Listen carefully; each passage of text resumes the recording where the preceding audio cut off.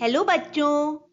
आज जो कहानी मैं आप सबके लिए लेकर आई हूं उसका शीर्षक है नीलकंठ दादा। कुछ देर पहले वर्षा होकर रुकी थी। आकाश में इंद्रधनुष निकला। शीतल वायु बह रही थी। वृक्ष नहा धोकर हवा में अपने पत्ते हिला हिलाकर मानो नाच रहे थे।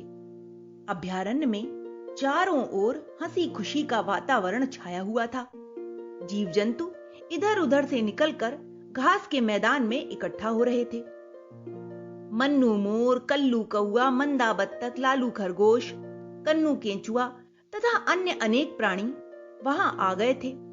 सभी आराम से बैठे बतिया रहे थे कि तभी सहसा मन्नू मोर की निगाह इंद्रधनुष पर गई और वह नाच उठा। थोड़ी देर नाचने के बाद फिर अपनी जगह पर बैठते हुए कहने लगा, यह इंद्रधनुष भी मेरी ही तरह सुंदर है। अब कल्लू कौए से कहां सहन होती उसकी बात। वह तुरंत बोल पड़ा, केवल पंख ही तो सुंदर है तुम्हारे, कभी अपने पैरों की ओर देखा है? वे कितने भद्दे और बदसूरत हैं। मन्नू की आंखें गुस्से से लाल हो उठी। वह कड़क कर बोला, चुप रह वे काले कलूटे, तू मेरी सुंदरता देखकर चिढ़ता है। मन्नू को इतने पर भी संतोष न हुआ। उसने जाकर कौवे की पीठ पर जोर से अपनी चोंच से नोच लिया। यह देखकर मंदा बत्तख को अच्छा न लगा। वह कल्लू के पक्ष में बोलने जा ही रही थी, पर कल्लू 4 दिन पहले उससे लड़ चुका था। इसलिए वह सोच रहा था कि मंदा भी मोर की भांति अपनी सुंदरता पर गर्व करते हुए उसे जली कटी बातें सुनाएगी। वह कर्कश स्वर में जल्दी से बोला, हाँ हाँ रानी जी, तुम्हें भी अपने दूध जैसे रंग का, शरीर की सुंदरता का बड़ा गर्व होगा। कहने सुनने में जो कमी रह गई हो उसे तुम भी पूरा कर दो। यह सुनकर मंदा को गुस्सा आ गया। वह बोली, तू जरा धीरज से सुनता तो सही कि मैं क्या बोलने जा रही हूं। तू शरीर से जैसा कुरूप है वैसा ही मन का काला और अक्ल का मोटा है। तुझे व्यवहार की सभ्यता तक नहीं पता कि पहले दूसरों की बात सुन ले तब अपनी कहें। मंदा बत्तख और कल्लू कौवे की नोकझोंक सुनकर लालू खरगोश दांत निकालकर हंस पड़ा। कन्नू केंचुए को यह बहुत बुरा लगा। वह बातचीत के बीच में ही बोल पड़ा, वाह भाई साहब, दूसरों पर कितना हंसते हो।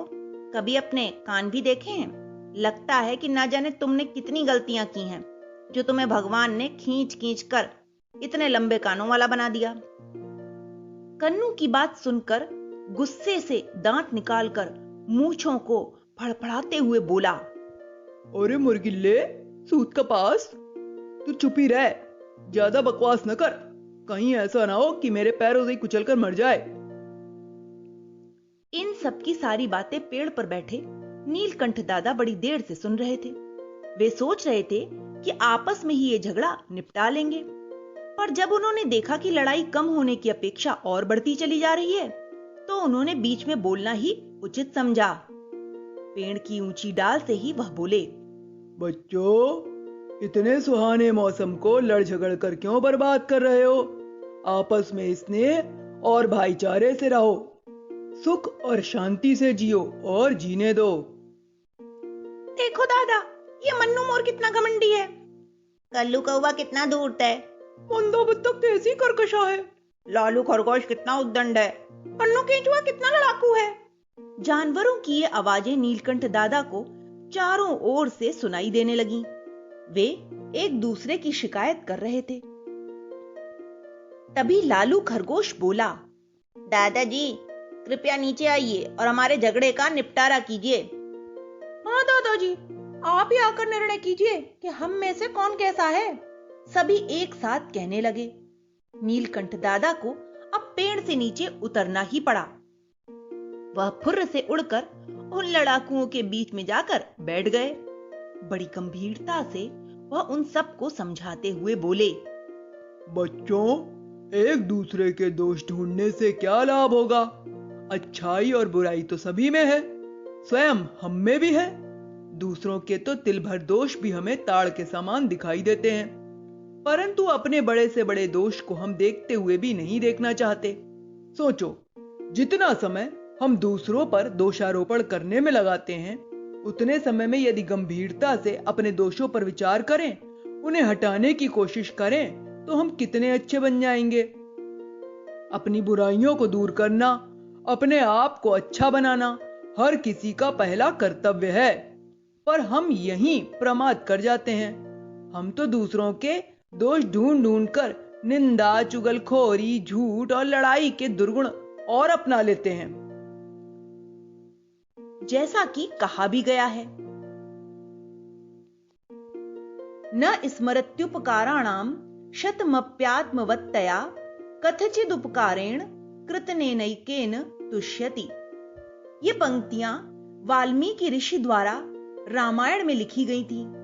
इसमें भगवान श्री राम के चरित्र के विषय में बताया गया है कि भगवान राम किसी के द्वारा अपने प्रति किए गए सैकड़ों अपराधों को भी स्मरण नहीं करते, किंतु यदि कोई भी किसी भी प्रकार उनका उपकार कर दे तो वे उससे ही संतुष्ट हो जाते हैं। श्री राम के इसी गुण के कारण उन्हें अनसूय कहा जाता है। दूसरों के गुणों में दोष देखना असूया है, पर दोष दर्शन के दोष से मुक्त होने के लिए पर गुण चिंतन की आदत डालनी चाहिए और प्रतिपक्षी के गुणों पर विचार करना चाहिए। अर्थात हमारे सामने जो व्यक्ति है, हमें उसके गुणों पर ध्यान देना चाहिए। इससे दो बातें होंगी, एक तो हमारे अंदर दूसरों की बुराई करना, झगड़ा करना, ये सारी गंदी आदतें नहीं पड़ेंगी, और दूसरा ये होगा कि हम कभी भी दुखी नहीं रहेंगे। नीलकंठ दादा की बात बिल्कुल सही थी। उसे सुनकर मन्नू, कल्लू, मंदा, लालू और कन्नू अभी सभी की गर्दन शर्म से झुक गई। दादा फिर बोले, बुरे की बुराई करके हम किसी को सुधार नहीं सकते। दूसरे की बुरी आदत को हम स्नेह और सद्भावना और सद्व्यवहार से ही छुड़ा सकते हैं। दादाजी बिल्कुल सही कह रहे हैं आप, मन्नू मोर बोला। शरीर तो भगवान की दी हुई देन है। हमारा कर्तव्य तो यही है कि हम अपने गुणों से सुंदर बनाने की कोशिश करें, अपने ही गुणों और कर्मों और स्वभावों का परिष्कार करें। कल्लू कौआ कहने लगा, कल्लू भाई, तुम कितने अच्छे हो। अपनी रोटी मिल बांट कर खाते हो। लगन और धैर्य तुम्हारा सबसे बड़ा गुण है। किसी काम में असफल होने पर भी निरंतर प्रयास करते रहते हो। अंत में सफलता पाकर ही चैन लेते हो। तुम्हारा यह गुण काक चेष्टा के नाम से संसार भर में प्रसिद्ध है। मन्नू मोर बोला। उसकी बात बीच में ही काटते हुए कल्लू कौआ बोला, बस बस भाई, मैं इतनी प्रशंसा के योग्य नहीं। आज से मेरी आंखें खुल गई हैं। अब मैं अपने दुर्गुण दूर करने की कोशिश करूंगा। फिर वह मंदा बत्तख से माफी मांगते हुए बोला, बड़ी दीदी, मुझे तुमसे इस तरह अभद्रता से बातें नहीं करनी चाहिए थी। गुस्से में मैं अपना आपा ही खो बैठा था। मेरे कहने सुनने को माफ करना। मंदा बोली, भैया तू भी मुझे माफ करना। मैं भी तो तुझसे बड़ी कठोरता से बोली थी। कौन कैसा है इसकी पहचान उसके व्यवहार से होती है। बाहर से सुंदर होने से क्या, व्यवहार की मधुरता और वाणी की मृदुता भी तो सुंदरता होती है। सुंदर वही है जिसने अपनी वाणी में स्नेह और सौजन्य का उचित समावेश कर लिया हो। जैसा कि कहा भी गया है, प्रिय वाक्य प्रदानेन सर्वे तुष्यन्ति जन्तवः, तस्मात् तदेव वक्तव्यम वचने का दरिद्रता। अर्थात प्रिय वचन बोलने से सब प्राणी प्रसन्न होते हैं, तो हमें हमेशा मीठा ही बोलना चाहिए। मीठे वचन बोलने में कंजूसी नहीं करनी चाहिए। उधर उल्लू, खरगोश, कन्नू, केंचुए ये सब बैठे हुए थे। एक दूसरे से कह रहे थे, छोटे भैया, क्रोध के आवेश में मैंने तुमसे न जाने क्या क्या कह दिया। कैसा मूर्ख और अविवेकी हूं मैं। छोटी छोटी बातों पर उत्तेजित हो जाता हूं, अपना मानसिक संतुलन खो बैठता हूं। भाई तुम क्षमा करना, अब मैं अपना स्वभाव ऐसा नहीं करूंगा। मैं उसे संतुलित करने की पूरी कोशिश करूंगा। ओहो, तुम कितने अच्छे हो, परोपकारी हो। तुम ही तो पृथ्वी के नीचे मिट्टी ऊपर लाते हो और भूमि को उपजाऊ बनाते हो। खेती को हरी भरी बनाने में तुम्हारा ही तो योगदान है। हमें कभी भूलना नहीं चाहिए। इन सभी की बातें सुनकर नीलकंठ दादा मन ही मन बड़े प्रसन्न हो रहे थे। वह बोले, बच्चों, इस तरह एक दूसरे की अच्छाई देखना और अपनाने की कोशिश करना। दूसरे की बुराई पर ध्यान तो सभी दे लेते हैं, पर हमें उससे बचे रहना चाहिए। कभी किसी की तीखी और भद्दी आलोचना नहीं करनी चाहिए। अपने दुर्गुणों का ध्यान रखना चाहिए। उनकी कटु आलोचना करना और इसमें ढील न देना जीवन की सफलता का, अच्छे बनने का यह एक बहुत बड़ा रहस्य है। दादाजी, आपकी इस सुंदर सीख को हम सदैव याद रखेंगे। हम अपने आप को ऐसा ही बनाएंगे। सभी एक स्वर में बोले। फिर उन्होंने सिर झुकाकर नीलकंठ दादा को प्रणाम किया और खुशी खुशी अपने घर की ओर लौट चले। तो बच्चों, ये कहानी बहुत ही प्रेरणादायक थी। इस कहानी से जो सीख हमें मिलती है वो ये है कि हमें कभी भी दूसरों के अवगुणों को, बुराइयों को, दोषों को इतना नहीं अपने ऊपर हावी होने देना चाहिए कि हर समय हमें यही दिखता रहे कि दूसरों में ये बुरा है, दूसरों में ये खराबी है। हमें दूसरों से उनकी अच्छाइयों को देखना चाहिए, उनकी अच्छाइयों की सीख लेनी चाहिए। तभी हम जीवन में आगे बढ़ सकते हैं। Okay, bye.